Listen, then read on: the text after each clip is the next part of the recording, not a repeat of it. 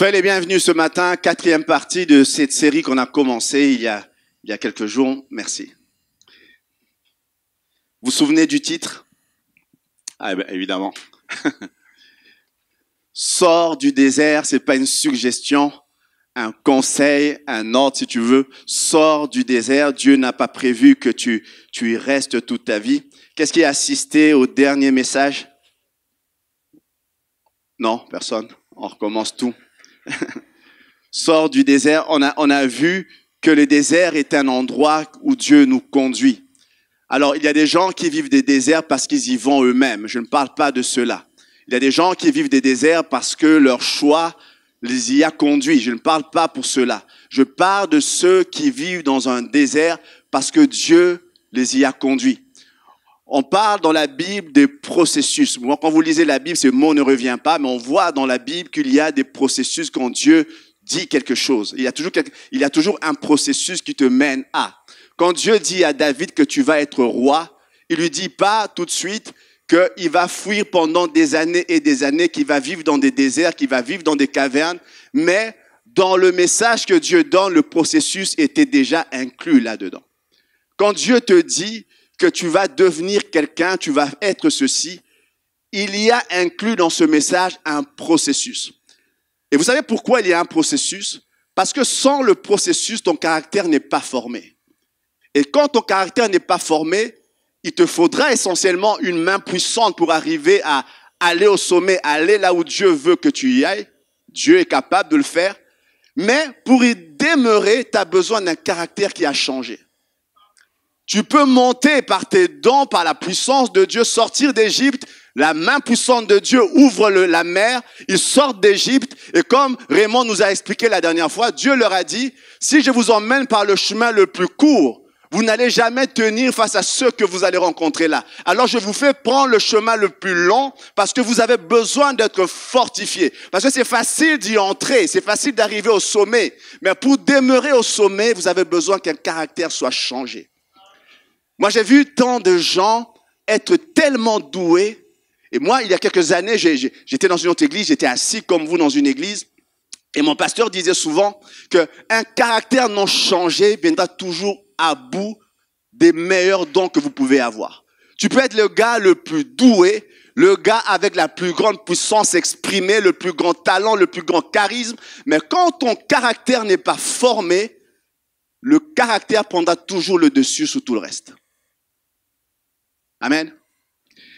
Voilà pourquoi Dieu ne va pas te conduire directement de l'Égypte, du monde, de l'endroit où nous étions, à Canaan. Parce qu'il sait que tu n'y demeureras pas tant que ton caractère n'est pas changé. Amen. Voilà pourquoi Dieu a prévu des processus. Dites avec moi processus. Et le désert est un processus. Le désert fait partie des choses que Dieu a mis en place pour nous permettre d'acquérir certaines choses. Amen. Le monde est plein de bonnes personnes. Alors, certains disent qu'il n'y a que des bonnes personnes que des chrétiens. C'est absolument faux. Moi, j'ai des collègues.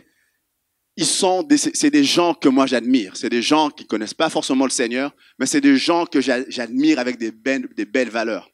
Le monde est rempli de bonnes personnes. Vous êtes d'accord?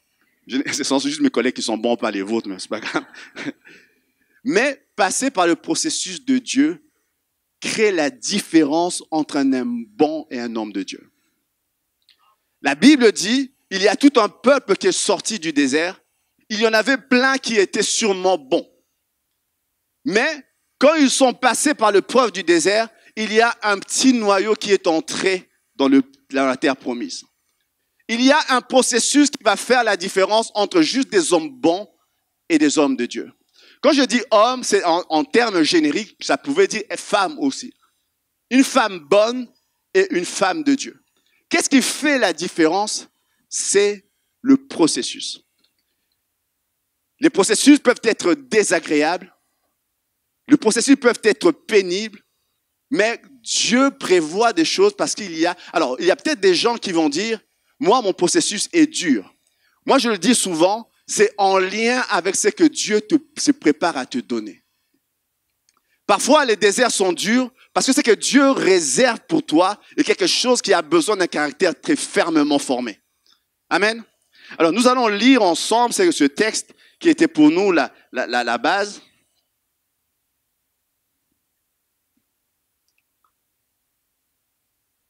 Alors, mon ordinateur me lâche, on va lire. Comme tout le peuple était baptisé, Jésus aussi fut baptisé.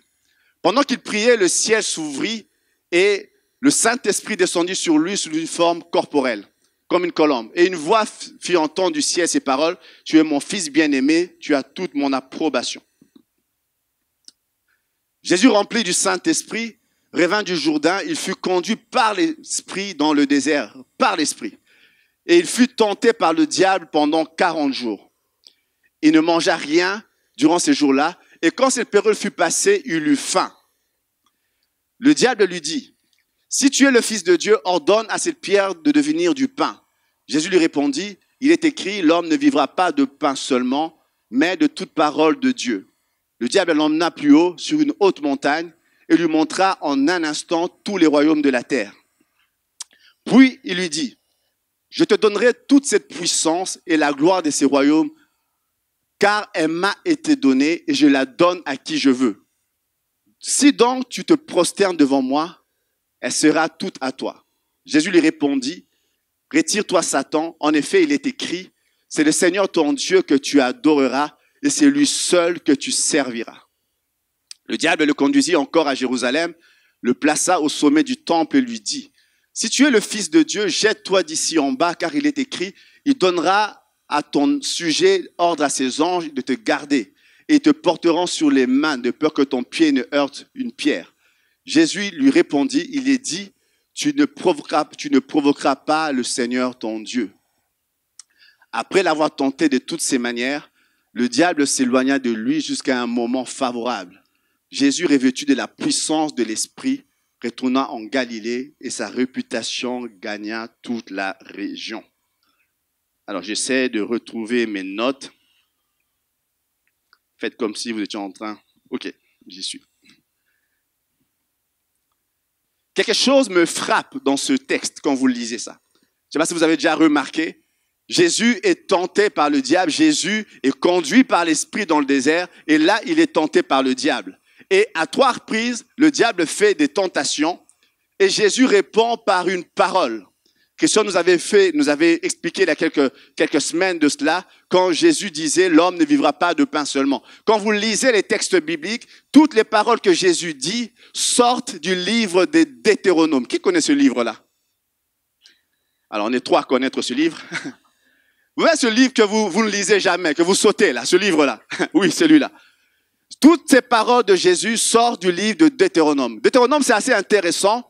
Parce que ce sont des paroles que Moïse a écrites. La plupart des théologiens disent c'est le dernier livre de Moïse, 1 mois après il meurt. D'ailleurs, au courant du livre, lorsqu'il est en train d'écrire, il meurt pendant l'écriture. La plupart des gens disent, alors certains disent c'est son fantôme qui a fini le livre, non, c'est pas ça. C'est Josué, son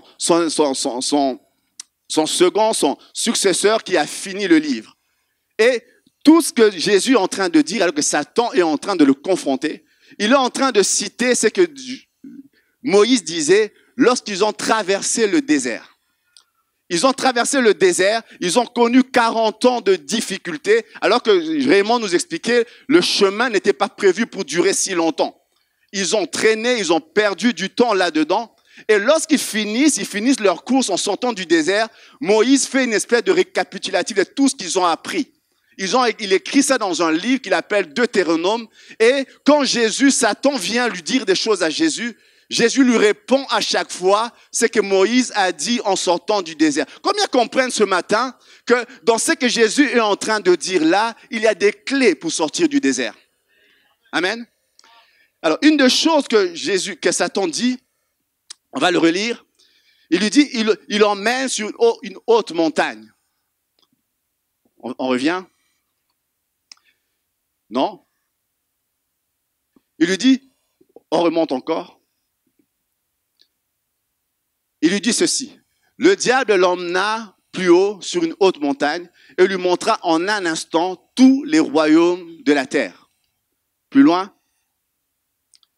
Puis il lui dit, je te donnerai toute cette puissance, la gloire de ces royaumes, car elle m'a été donnée. C'est pas Dieu qui lui a donné, c'est Adam qui lui a donné. Je la donne à qui je veux. Si donc tu te prosternes devant moi, elle sera à toi. Jésus lui répondit, retire-toi Satan, en effet il est écrit, c'est le Seigneur ton Dieu que tu adoreras et c'est lui que tu serviras. Ce matin, j'ai une clé à donner, une clé pour sortir du désert. Alors je dis, c'est une des clés difficiles, tellement puissante, mais si difficile à prêcher. Ma clé ce matin, première clé pour sortir du désert, adorer et servir malgré tout. Adorer et servir malgré tout ce que vous vivez. Tu serviras le Seigneur ton Dieu, tu l'aimeras malgré le fait que ton problème n'est pas résolu. Tu serviras le Seigneur, tu l'aideras, tu l'aimeras malgré le fait que ton besoin n'a pas été rencontré. Tu serviras le Seigneur ton Dieu, tu l'aimeras de tout ton cœur malgré le fait que ta situation semble ne pas avoir changé. Ça, c'est une des clés les plus puissantes que vous pouvez avoir. La Bible nous dit à un moment donné, le livre de Job, le frère Timothée nous en parlait la semaine dernière, il y a Job qui connaît toutes sortes de choses qui viennent terrasser sa vie, sa famille, il perd sa famille. Et la Bible dit, la première fois qu'on l'entend parler, la Bible nous dit que Job s'est prosterné et pour adorer. Moi, quand je lis ce livre-là, ça m'agace. Mais on voit des choses prendre place dans la vie de Job. Et la Bible nous dit, la première chose que Job fait, pas se plaindre, Job se met à genoux, Job se met à adorer. Es-tu capable de louer, de servir, d'adorer malgré ce qui se passe? Malgré le fait que les choses n'avancent pas? Lorsque Satan vient tenter Jésus, il savait bien que Jésus était dans un désert et qu'il avait des besoins non assouvis. C'est ça la définition du désert, je ne suis pas rentré dans les détails. Un désert, c'est un endroit où tes besoins essentiels ne sont pas rencontrés. C'est un endroit où le ciel semble fermé, tu es en train de prier, mais du ciel, rien ne vient. Et pendant que tu es en train de prier, tes besoins sont là. Le diable, alors, je vous dis quelque chose, le diable ne connaît pas vos pensées. Il peut juste voir votre situation et deviner que vous avez des besoins qui ne sont pas satisfaits. Alors, il se met à te présenter tous les trésors du monde. Il dit, je peux te donner tout ça si tu m'adores. Je peux te donner tout ça si... Alors, certains vont dire, quand on dit il m'adore, nous, souvent, on imagine un culte vaudou où on tue des animaux en train d'adorer. Non. Il arrive de fois que tu adores le diable simplement parce que, c'est pas, tu fais pas un culte vaudou ou quoi que ce soit de ce style-là, mais dans ta façon de vivre, les choses qui attirent ton regard, les choses que tu suis, ce sont les choses que l'ennemi te présente. Lorsque le diable vient devant Jésus, il essaye au fait de l'écarter de la destinée que Dieu avait prévue pour lui. Il essaie de mettre devant lui des choses qui vont attirer son regard pour qu'il s'éloigne de la destinée que Dieu a prévue pour lui. Il arrive de fois, quand l'ennemi voit en toi un besoin non assouvi, il met devant toi des tas de choses qui brillent. Pour que tout instant, tout d'un coup, tu puisses dire, là où je suis, j'ai un manque, j'ai des choses que je n'ai pas, je préfère aller là. Tu vis des problèmes avec ton mari, et tu vois juste le mari de la voisine qui, lui, est gentil en tout point. Tu commences à le regarder différemment. Ça, c'est le genre de choses que le diable met devant toi. Tu regardes et il arrive de fois, alors ça me lâche tout le temps, il arrive de fois, tu es en train de vivre des situations difficiles et tu as l'impression qu'autour de toi, les gens qui t'entourent, eux, vivent des choses extraordinaires. Ça t'est jamais arrivé? On est trois à comprendre ça, c'est pas grave. Tu es en train de vivre des moments difficiles et autour de toi, tu vois des gens vivre le genre de vie que tu voudrais. Et tu commences à sentir ton cœur être porté vers ça. Comment continuer à servir dans ce genre de situation? Une des choses qu'il faut comprendre, c'est que notre Dieu, et moi j'aime cette idée-là, notre Dieu n'est pas un copieur. Moi j'aime quand on dit à un moment donné qu'ils étaient ensemble dans le livre des Actes, ensemble dans un même lieu, et puis tout d'un coup vient sur eux, ils étaient 120, des langues semblables à des flammes de feu, et chacune des flammes était différente. Il y avait sous chaque personne, chacune d'entre elles, les 120, pas une seule flamme ne manquait. Sous chaque personne, il y avait une flamme différente. Pour dire simplement, notre Dieu, il n'est pas un duplicateur ni un copieur. Notre Dieu est un créateur. Alors, tu peux beau aimer les gens que tu vois. Moi, il y a des gens qui m'inspirent. Il y a des gens pour qui je peux prendre comme modèle, mais je sais absolument que ma destinée n'est pas la leur. Et que la destinée, Dieu ne s'est pas dit, je vais faire des belles choses pour eux. Avec ce qui reste, je vais faire pour celui-là. Dieu a un plan parfait pour toi. Alors ne copie pas les autres, ne regarde pas les autres. Le plan que Dieu a pour toi, tu es le seul à pouvoir l'accomplir. Et Dieu sait qu'il a des choses en réserve pour toi. Alors, quand tu regardes les autres réussir dans leurs choses, dans ce que Dieu les a appelés à faire, admire, regarde ce qui est bien, mais ta destinée est différente. Ta destinée est différente. Une des choses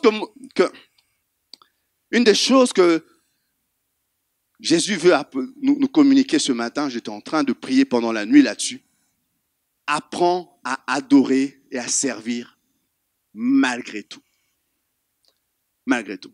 Il y a quelques jours, j'étais dans une veillée, c'était pas une veillée, c'était plutôt une retraite.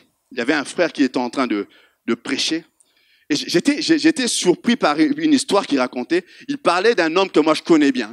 Je connais beaucoup, j'aime bien ce gars-là. Il s'appelle Steve Mensa. Qui connaît Steve Mensa? C'est un pasteur, c'est un pasteur ghanéen. Il est pasteur d'une grande église, c'est énorme. Il fait plein d'œuvres de toutes sortes. Il va dans des villages nourrir des pauvres. C'est extraordinaire ce qu'il fait. C'est un homme qui est drôle, qui est puissant. J'aime bien ce gars-là. Et puis, il raconte une histoire que je connaissais pas.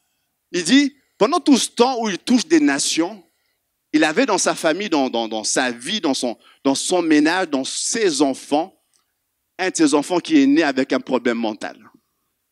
Un problème neurologique, un déficit mental. Il avait des problèmes, cet enfant-là. Il avait des problèmes, il allait à l'école difficilement. Quand il était en public, il bavait, c'était difficile. Et il dit, pendant des années, c'était son quotidien. Il pouvait venir à l'église en train de prêcher à des milliers de personnes, des gens être guéris devant, à la maison, un enfant qui va mal. Et il avait des fois, il prêchait, il sentait la présence de Dieu être là. Il dit à ses assistants, allez chercher mon fils à l'école du dimanche. Il courait, il cherchait l'enfant, il revenait dans la salle, il priait, des tas de gens guéris, son fils, rien.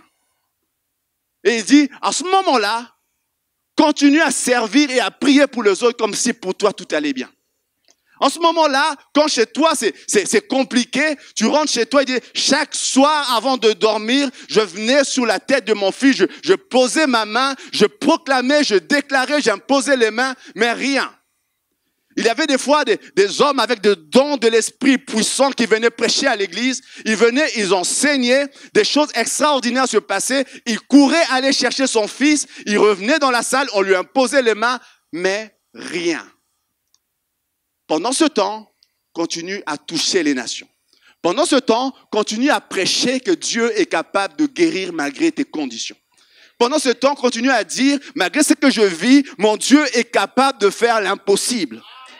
Pendant ce temps, continue à croire que Dieu peut le faire malgré ce que tu vis. Et quelques temps après, l'enfant grandit et l'enfant aimait bien jouer avec les avions. Il aimait bien jouer avec les avions. Et il disait tout le temps en jouant, en bavant là, moi je serai un jour pilote d'avion. Et puis il jouait, il répétait ça. Lui, il a commencé à dire, et un jour, un autre pasteur est venu le voir, il a prêché dans l'église. Et puis lui, il dit à ce pasteur, écoute, essaie de parler à mon fils, il commence à grandir, il faut lui dire qu'il ne sera jamais pilote d'avion. Et puis lui, il va, le pasteur va, il discute avec le fils, et puis il revient lui dire au père, Dieu est capable de faire ça. Le père dit, mais tu l'encourages dans un truc qui n'est pas forcément ce qu'il va être déçu. Les années passent, il devient grand, il bave un peu moins, il postule pour être pilote d'avion, on l'accepte. Et puis, on passe les détails. Moi, ce jour-là, j'étais en train de suivre. Je dis, alors, moi, mon cerveau médical me dit, c'est pas possible. Et puis, mon cerveau, de fois, dit, non, c'est possible, ça. Et puis, un moment, le prédicateur qui explique l'histoire, il arrête, il met une photo, on voit un gars qui se marie avec un pilote d'avion de British Airways. Je dis, oh, comment c'est possible ça? Il est admis à l'école d'aviation et là, c'était le jour de son mariage, il s'est marié avec son costume de pilote d'avion de British Airways. Je dis, comment on arrive à faire ça? Je dis, simplement, pendant qu'il était en train de prier pendant des années, un miracle prenait place. Pas aussi vite qu'il aurait pensé, mais quelque chose était en train de prendre place dans sa propre vie, malgré le fait que extérieurement, les choses ne changeaient pas. La puissance de Dieu était en train de se manifester alors qu'il continue à adorer, à servir. Ça va mal, je loue, j'adore, je sers. C'est pénible, je loue, j'adore, je sers malgré tout. L'équation que le diable met souvent devant vous, abandonne celui qui semble t'avoir abandonné. Toujours comme ça. Tu es en train de vivre des choses dans ta vie, tu as l'impression que Dieu semble lointain. Il vient te dire, tu vois, il y a des gens pour qui Dieu les appelle. Alors, je ne sais pas si il vous a déjà parlé dans ce langage-là. Il vient te dire, tu vois, il y a Jacob et Ésaü. Dieu a dit, j'ai aimé Jacob et j'ai haï Ésaü. Toi, tu dois être un Ésaü. Quelqu'un comprend ce que je vais dire? Sans effet. Hein. Il te dit, il y a des gens que Dieu aime bien. Il met plein de choses pour eux. Il y a des gens que, non, toi c'est ça. Tu vois? Pour dire simplement, continue à aimer et adorer Dieu malgré le manque. Malgré le fait que, au moment où tu es en train de prier, ton besoin le plus grand n'est pas rencontré. Et je ne dis pas que ton besoin n'est pas important devant Dieu. Combien croient que pour Steve Mensah, son fils était important? Et important. Mais malgré le fait qu'aucun miracle ne prend place, continue à louer et à servir Dieu. Continue à adorer, continue à servir Dieu malgré tout. Moi, j'étais en train de lire une fois, on était en route avec mon épouse, elle me raconte, mais tu as déjà lu l'histoire de Mary Wesley? Je dis, Mary Wesley, c'est qui ça, elle? Moi, je connais John Wesley, c'était un revivaliste anglais super grand, un gars qui a créé les méthodistes, c'était un homme de réveil. Oui, mais est-ce que nous, sa femme, Mary Wesley? Je dis, non, je ne connais pas. Alors, ça me racontait l'histoire de Mary Wesley. Alors, quand vous racontez son histoire, vous êtes béni d'avoir la femme que vous avez, vous commencez à bénir Dieu, à louer, Seigneur, merci. C'était un gars, un homme qui prêche, un homme d'impact. Dans sa vie privée, il vivait des moments terribles avec son épouse. Terribles. Il y a un moment donné, elle était jalouse de tout. Il parlait avec l'un, elle était jalouse. Il correspondait avec une sœur. Et lui, elle intercepte la lettre, elle modifie la lettre et elle envoie à tous les gens qui n'aimaient pas trop son mari pour dire voilà le genre d'homme qu'il est. C'était des choses... Alors, vous commencez à bénir Dieu pour votre mari et votre femme. Elle est compliquée, mais elle ne fait pas ce genre de choses. Et les choses allaient mal. Et des fois avant de prêcher, on retrouvait des lettres qu'il écrivait où il suppliait sa femme de ne pas le quitter. Il suppliait carrément. Quand tu dis, c'est lui le gars qui touchait des nations. Oui, c'est lui le gars qui touchait des nations, malgré que dans son privé, il avait des combats, des besoins qui n'étaient pas résolus. Es-tu capable d'adorer et de servir malgré tout? Ça, c'est une clé puissante. Si vous comprenez ça, il y a bien peu de choses. Vous savez, quand il y a des choses qui rendent le diable fou, il t'attaque sur un truc, tu continues à louer, à adorer. Il devient fou là-dedans. Il t'attaque sur un truc, tu as l'air d'être coincé comme Job. Et au moment où la femme vient te dire, écoute, maudit Dieu et meurt, lui il lève les mains et dit, le nom du Seigneur soit loué. Ça le rend fou, ce genre de choses. Et vous savez, à force de faire ça, il finit par dire, laissons tomber, ça ne marchera plus. Parce que simplement, une des clés les plus puissantes, apprends à servir et à adorer, peu importe ta situation. Il y a des moments où nous faisons de notre besoin un Dieu. C'est-à-dire, puisque Dieu ne me bénit pas dans ce besoin-là, ça peut déjà arriver. Vous avez un besoin et tu as l'impression que quand on prie, il faut absolument que ton besoin soit mentionné. Sinon, le gars n'est pas dans le coup. Tu es en train de prier avec des gens, les gens sont bénis, mais on n'a pas parlé de ton problème. Le prédicateur n'a absolument pas parlé de ton problème. Tu rentres de là déçu. Pourtant, plein de gens ont été touchés ce jour-là. Tu rentres de là déçu parce que ton problème n'a pas été évoqué. Es-tu capable de louer et d'adorer même si ton problème n'est pas évoqué?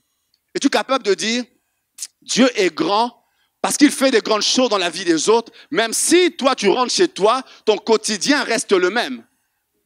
Il y a une puissance pour ceux qui comprennent cela. Il y a quelque chose de puissant qui arrête carrément le désert pour ceux qui comprennent que Dieu est bien plus grand que mon besoin. Que mon expérience ne définit pas Dieu, que mes circonstances ne limitent pas Dieu. Dieu est bien plus grand que tes circonstances. Commence à louer et à adorer malgré tout. Et vous savez pourquoi?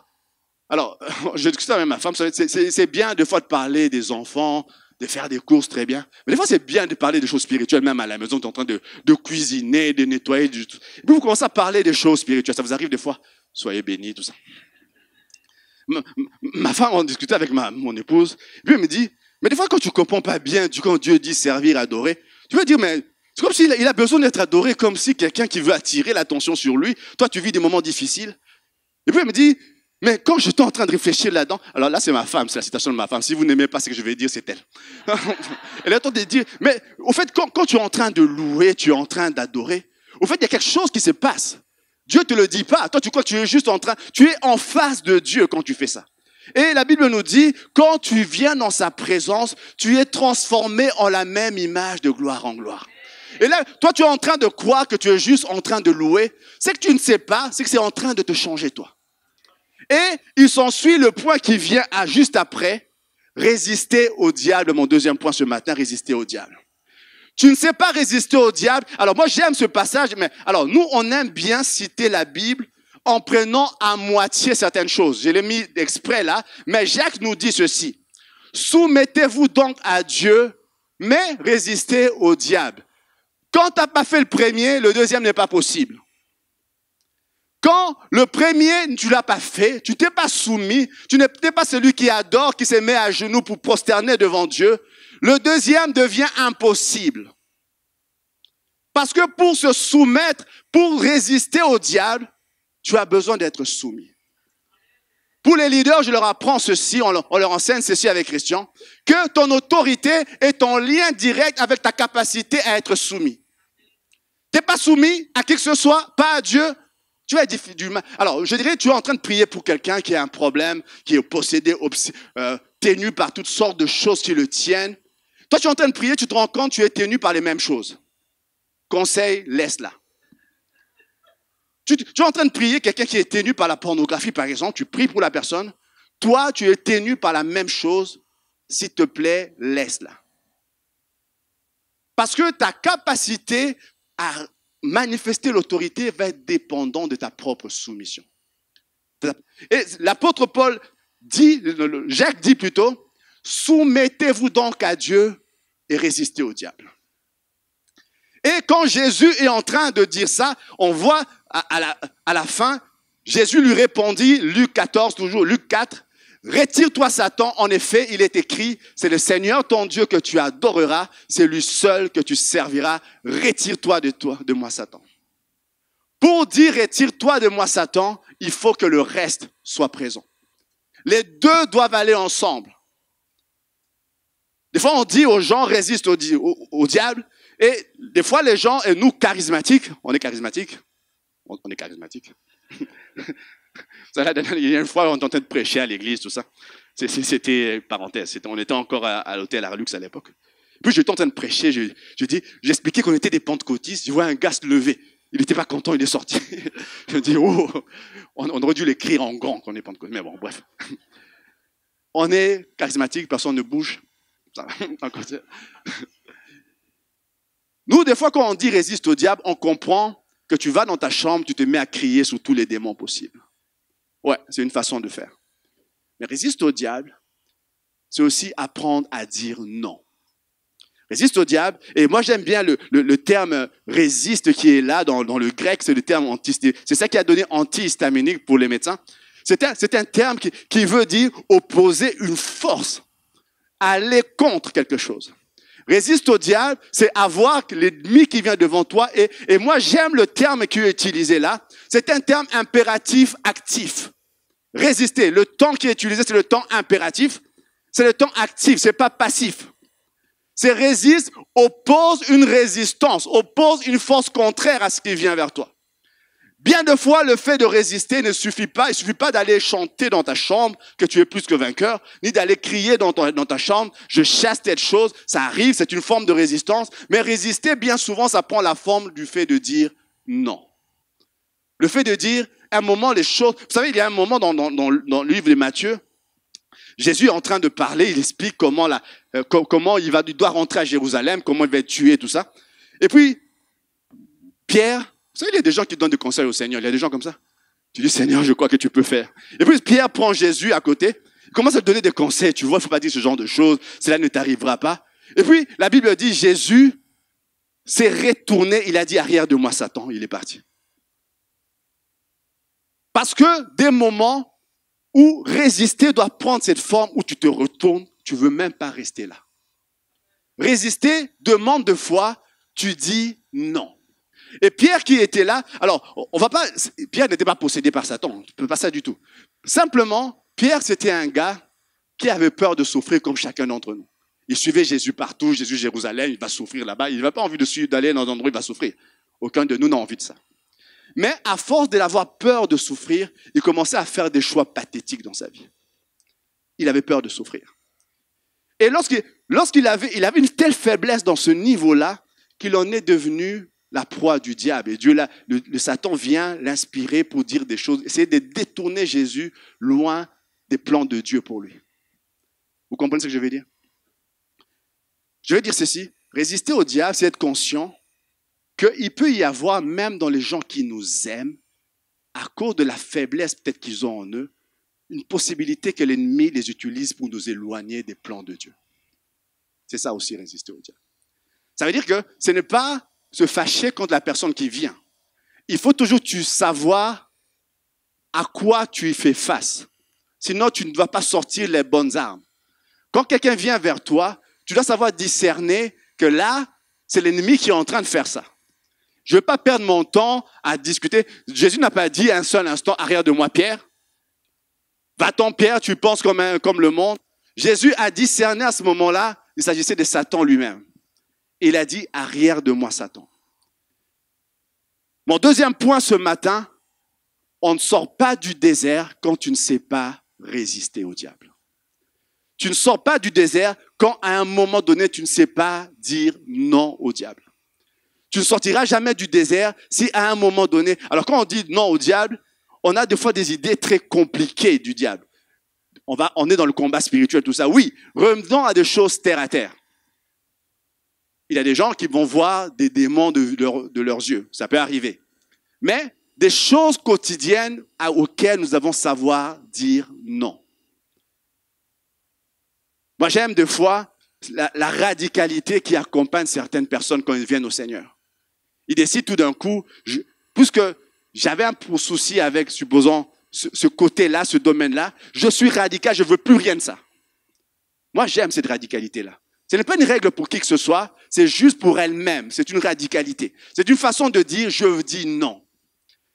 Quelqu'un qui avait un problème, il sait que chaque fois qu'il va sur son ordinateur, il va voir des choses très impures et après il est mal. Il décide simplement, plus d'ordinateur, je coupe tout, plus d'Internet, parce que je préfère me passer de ça et garder ma relation avec Dieu. C'est ça la radicalité. Pas imposer des choses aux autres. Se dire simplement, parce que ce domaine-là dans ma vie, j'ai besoin que l'ennemi s'en aille loin de moi, je décide de dire non. Il y a des moments où tu te tiendras et tu parleras à l'ennemi, il obéira. Il y a des moments où Dieu va te dire, résiste. Dieu va te dire, tu te retrouves comme Pierre, tu te retournes comme Jésus avec Pierre, il se retourne carrément parce que non seulement il te dit non, mais il se retourne pour partir. Il se retourne pour dire, je ne veux même pas rester là où la chose pourrait être possible. Dieu appelle certaines personnes ce matin à apprendre à dire non. Dieu demande à certaines personnes dans ton quotidien, dans ta vie de tous les jours, de savoir discerner quand l'ennemi vient et de prendre des décisions et d'apprendre à dire non. Apprendre à dire non. Une des choses, alors ça c'est le côté, une des façons de faire, mais moi, il y a quelque chose que j'aime bien quand je lis ce que Jésus fait. Jésus parle à un moment donné au diable. Et il dit pas n'importe quoi. Il dit pas les couplets d'un chant. Certaines personnes ont entendu prier avec eux. Ils ont entendu sortir un truc qui sonne bien. Mais c'est pas biblique, c'est le couplet d'un chant. Mais il aime bien, oui, c'est un côté puissant, tout ça. Mais c'est pas biblique. Jésus est en train de parler à Satan. Quand Satan vient, Jésus dit toujours, il est écrit. Il est écrit. Il le sort parce qu'il le connaissait. Moi, quand j'ai commencé ma vie chrétienne, on m'a poussé, on m'exhortait, on m'encourageait à mémoriser des versets. Il y a encore des gens qui font ça? Je vous invite à le faire. Et Jésus, il sort des versets de mémoire parce qu'il les connaissait. Et vous savez, quand vous connaissez à peu près, l'ennemi peut vous manipuler. Et ça, on ne le verra pas aujourd'hui. On voit à un moment donné, l'ennemi emmener Jésus dans le haut du temple. Alors, si vous croyez que venir à l'église vous protège de quoi que ce soit, vous vous trompez. Là, c'était dans le temple. Et puis, il vient, il lui sort un verset. L'ennemi connaît aussi les versets. Il lui sort un verset en disant, si tu te jettes, il est écrit que Dieu ordonnera à ses anges de venir te sauver, tout ça. Et puis, Jésus sait que ce n'était pas le texte. Ce n'était pas le contexte du texte. Vous connaissez? Un frère me disait, quand on entend se former avec Christian, il nous disait toujours, c'est Marc Lecomte qui disait ça souvent, il disait, un texte pris hors de son contexte devient un prétexte. Notez ça. Parce que tu ne connais pas le contexte du texte, tu prends juste un verset, tu commences à le citer, mais ce verset, quand tu le lis, ça ne dit pas ça du tout. Ce n'est pas la pensée du verset du tout, du tout, du tout. Si tu ne connais pas le contexte du verset, ça va te paraître beau quand tu le cites, mais ce n'est pas ça du tout. C'est pourquoi c'est pas bien d'aller simplement. Vous savez, avec les Bibles connectées, vous allez lire les écrits des autres, il y a des fois des choses surlignées que vous retenez, mais vous ne connaissez pas le contexte dans lequel les choses sont dites. Moi, il y a plein de versets, des fois que je vois des gens le dire, les gens dire qu'ils vont s'enfuir 1000, feront fuir 10 000, tout ça. Ok, ou tu lis ça, tout ça. Mais quand tu lis le texte, c'était Israël qui fuyait devant ses ennemis. C'était pas Dieu qui disait que l'ennemi allait fuir. Le texte ne disait pas ça. Peut-être il y a un autre verset que je ne connais pas. Mais le texte disait que vous allez tellement, je vais vous punir, et un d'entre vous, un ennemi fera fuir 1000. C'était dans l'autre sens. C'était pas dans le sens. Bon, on peut le prendre dans un autre sens, on peut le dire comme ça. Mais pour dire, c'est bien de connaître le texte. C'est bien, pour savoir résister à l'ennemi, tu dois non seulement apprendre à dire non, mais comme Jésus, tu dois connaître non pas les enseignements des gens, parce qu'avec Internet, il y a toutes sortes d'enseignements, tu dois savoir ce que Dieu dit. Et quand il faudra qu'il dise « il est ainsi », tu ne vas pas dire « il est ainsi que », comme disait Benjamin dimanche matin, lors d'un chant. Tu dois pouvoir dire « voilà ce qui est écrit, voilà ce qui est dit ». Et ce qui ôte les armes du diable, à un moment, à chaque fois que Jésus sort, il est écrit, le diable change de tactique parce qu'il sait que c'est fini. Parce qu'il savait que ce que Jésus disait était ancré dans ce que Dieu avait dit. Si vous voulez avoir une victoire sur l'ennemi, apprendre à faire que les choses ne durent pas longtemps, apprenez à savoir ce que Dieu dit de la situation. Et ça, vous ne le saurez jamais si vous survolez juste certains passages. Vous devez vous arrêter dessus. Vous devez comprendre le passage qui est dit. Et là, vous allez comprendre la force que vous pouvez tirer d'un tel passage. Ce matin, Dieu me disait, donner 2 clés ce matin. Adorer, servir avant tout. Et apprendre à résister à l'ennemi. Apprendre à résister à l'ennemi. Quand j'étais en train de recevoir ça il y a quelques jours, je me disais, Seigneur, waouh, on va aller. Alors moi, j'aime bien le combat spirituel. C'est un ministère que j'aime bien, le combat spirituel. Et Dieu m'emmenait autrement. Il disait, il ne va pas y avoir cette dimension-là du combat spirituel. C'est une dimension qui vient après. Mais ça vient pour ceux qui sont soumis, qui adorent. Parce que là, il y a une autorité qui te permet de tenir. Ça vient pour ceux qui savent résister. Je dirais même ceci. Il y a bien de fois dans vos combats personnels, la victoire sur l'ennemi ne viendra pas d'une proclamation. Ça viendra du fait de résister. Il y a des moments, je ne dis pas dans toutes les situations, il y a des moments où vous direz non. Oui, ça marchera. Il y a d'autres moments, c'est le fait de... Vous chasserez l'ennemi, ça marche. Mais il y a d'autres moments, c'est le fait de résister. Tu opposes une force volontaire à quelque chose qui vient pour dire non. Tu as des pensées qui t'envahissent dans ta tête. À ce moment-là, tu sais que tu ne dois pas rester dans cette situation. Tu décides de dire non à ces pensées-là. Tu as des choses qui commencent à t'envahir, des mauvais sentiments, des mauvaises choses qui commencent à t'envahir. Tu décides à un moment donné de dire non. Tu as des conflits qui se déclenchent avec des gens. Tu décides, tu discernes que là, ce n'est pas ce gars qui est en train de m'énerver. Il y a un ennemi derrière ça. Je ne veux pas me laisser avoir. Je décide de résister à ça. Êtes-vous capable de faire ça? Quand je lisais ce verset, Dieu était en train de me mettre ça à cœur. Il y a des choses que Jésus est en train de révéler qui permettront à ceux qui se passent dans un désert de mettre fin au désert. Amen. J'aimerais qu'on passe juste un court moment de prière. Je ne sais pas quel temps il est, ou il y a assez de temps. J'inviterai les frères à revenir ici.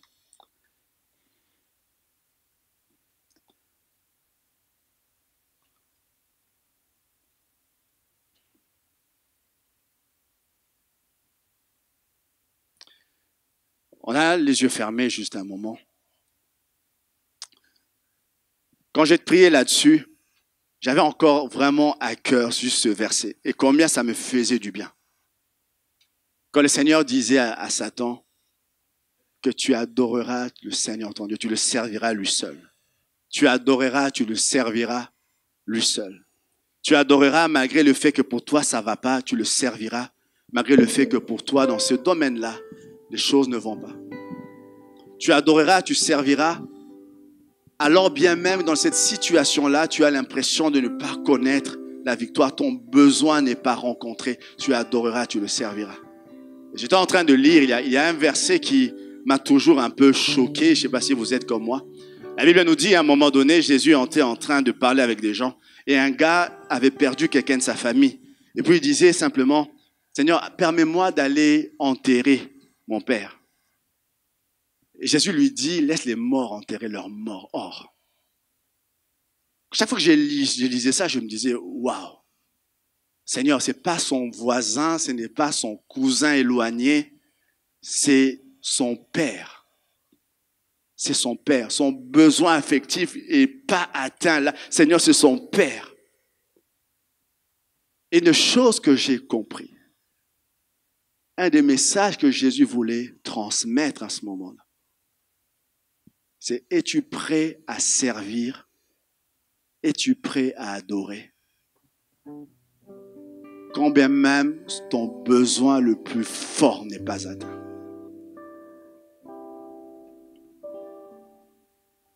C'était tellement choquant quand je lisais ça, je dis « Waouh !»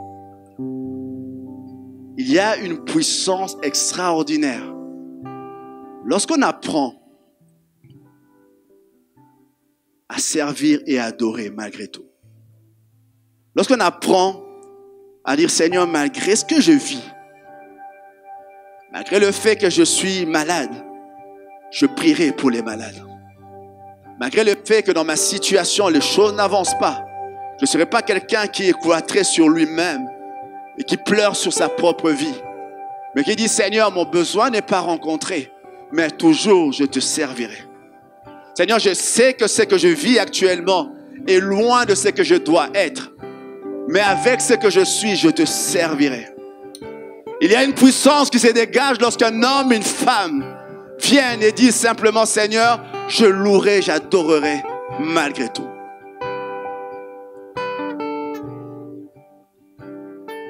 Ce matin, Dieu veut rétablir la louange et le service dans le cœur de quelqu'un. La louange et le service dans le cœur d'un homme, dans le cœur d'une femme. J'aimerais te dire ce soir, ce matin, mon frère,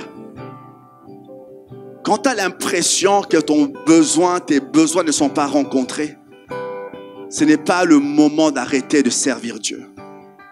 Ce n'est pas le moment d'arrêter de l'adorer. Ce n'est pas le moment de retourner en arrière. Ce n'est pas le moment de dire « Seigneur, je n'en veux plus ». Quand même toutes les choses te pousseraient à le faire, ce n'est absolument pas le moment de t'arrêter. Parce que la clé de ton désert se trouve là-dedans. On a la tête baissée, on a les yeux fermés. Ce matin, j'aimerais prier pour un homme, pour une femme. Je laisserai Christian prier pour le deuxième point. Pour un homme, pour une femme qui a besoin de retrouver son autel d'adoration et de service ce matin.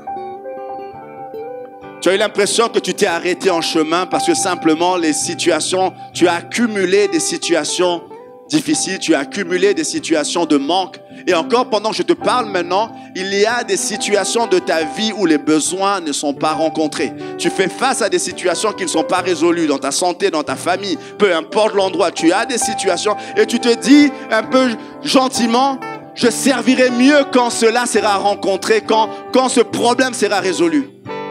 Je te dis ce matin, la clé c'est de ne pas de servir moins et d'attendre que les choses aillent mieux. La clé c'est de servir même quand les choses ne vont pas mieux. La clé c'est de t'adorer même quand les choses ne sont pas comme toi tu le voudrais. Et quand tu le fais, tu vas découvrir une puissance extraordinaire. Je ne l'ai pas lu tout à l'heure, mais dans Deutéronome, avant que Jésus ne cite ce passage, avant ce passage-là, 2-3 versets avant, Moïse était en train de dire « Notre Dieu va nous faire entrer dans le pays promis. Il va vous conduire dans ce pays. Il vous donnera des villes que vous n'avez pas bâties. Il vous donnera les choses que vous n'avez même pas travaillé pour ça, mais le Seigneur vous le donnera. » Et à la fin du verset, il dit ce verset que Jésus dit à Satan. « Tu le serviras, tu l'adoreras lui seul. » Voilà la condition pour accéder à ce que Dieu a pour toi. Ceux qui désirent prier avec moi peuvent se lever. J'ai à cœur de prier pour ça.